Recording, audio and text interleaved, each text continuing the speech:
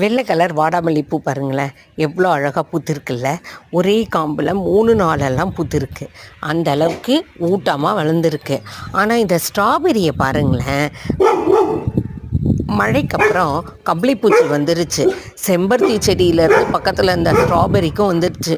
செம்பருத்தி செடி totally damage. அதில் ஏகப்பட்ட மாவுப்பூச்சி வந்துருந்ததுங்க.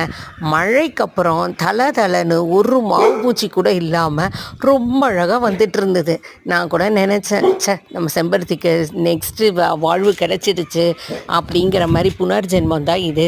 அவ்வளோ மாவுப்பூச்சி இருந்தது. அதை கண்ட்ரோல் பண்ணுறதுக்கும் எல்லாரும் சொன்ன மாதிரி என்னென்னமோ பண்ணி எல்லாம் முடியவே இல்லை.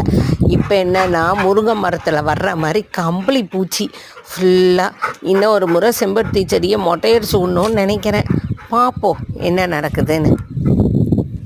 எனக்கான வருத்தம் தாங்க செம்பருத்தி செடி. ஆனால்